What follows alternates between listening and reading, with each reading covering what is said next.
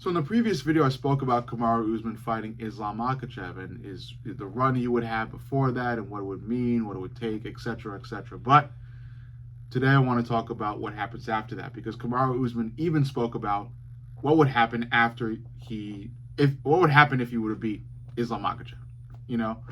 And he said that Dricus would be up next. First and foremost, Usman has the frame to fight at middleweight. He is 6 foot. So he is tall enough to fight at middleweight and pose a good challenge to many of the middleweight fighters there, because I think the average height there is like 6'2", 6'1". So Usman is right there. I think Islam would have a tougher time because Islam is 5'10", and while 5'10" isn't exactly extremely far off from 6 foot, it's pretty far off. We're talking a 3-inch disadvantage, possibly 5-inch if he's fighting like the average middleweight fighter, which is like 6'2". So yeah. But Usman is tall enough to make it there.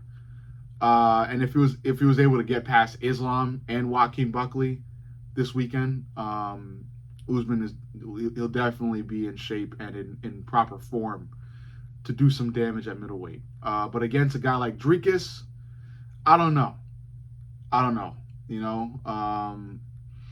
When I think about it, we're still dealing with two well-rounded guys.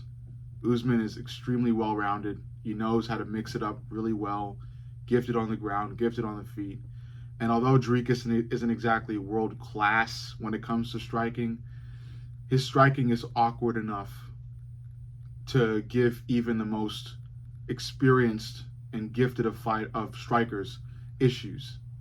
He can really throw off some really skilled strikers with that awkward striking he does, man. He really can. And when it comes to grappling, Dricus has such a drive and such an energy and power that he truly is one of the best at it. He never gives up. He's got extreme heart. If he was losing rounds 1, 2, and 3, he'd come out in 4 and give you just as much energy as he gave in round 1. So Dricus is an absolute dog, and he does his heart. He's just the embodiment of championship mentality. He really is a champion. And I'm not that big of a fan of him, but I do respect him. And that's why I got to glaze him a bit. So, yeah, Dricus is truly a champion. He's got the championship heart. He'll come at you every second of every round for the full 25 minutes. It's really what it comes down to. So against a guy like Kamaru Usman, I'm going to go with Dricus. I'm going to go with youth. I think youth is a powerful thing when it comes to the fight game.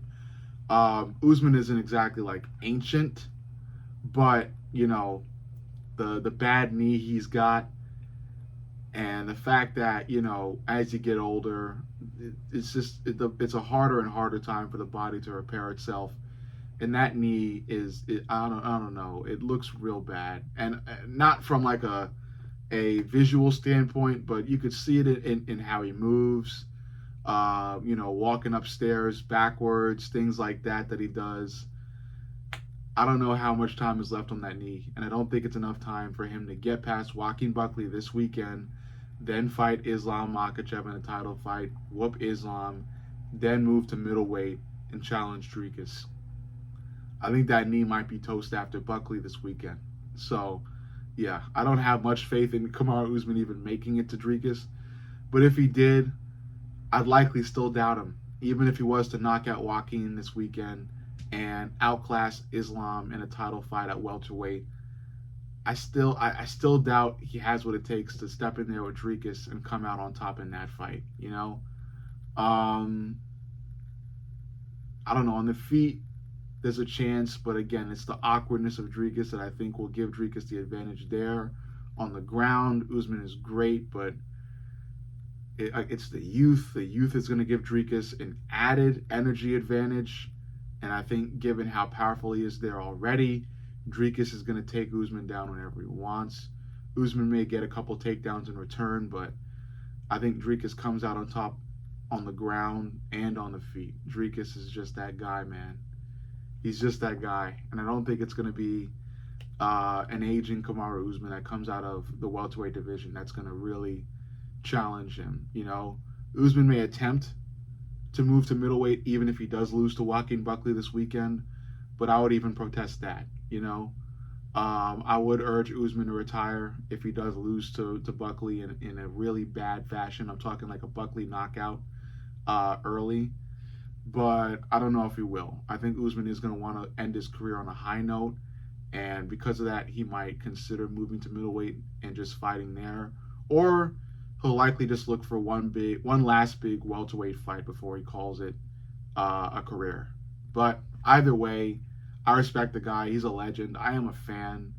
But I do realize as a fan that this is not a encouraging point in his career. And by encouraging, I mean like encouraging him to prolong his career and try to go on a couple more title runs, in one of them probably in a different division. I don't think I think it's past. The time for that has passed. The time for that has passed, especially with how bad his knee is. And I know I keep bringing up the knee, but it really is worth bringing up because when you look at him outside the cage, he is shifting a lot of, regular daily things around that knee. Prime example, walking upstairs backwards, things like that. You could see the knee is getting to him. And I don't know how long he can stand on it against some really, really incredibly tough competition in Islam Makhachev and Dricus du Plessis and even Joaquin Buckley. But we got to see at the end of the day. It's the fight game. Anything can happen. So you let me know what you think. Make sure you like, comment, subscribe, and turn the notifications on. I love each and every one of you guys, and I will see you all in the next video. Glove knowledge.